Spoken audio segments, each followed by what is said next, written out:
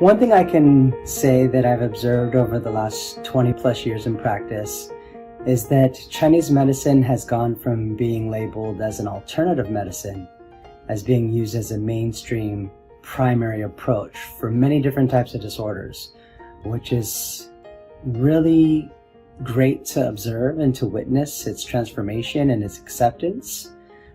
Me personally, I currently work in a Western medical system. I work alongside medical doctors, nurses, physical therapists, surgeons.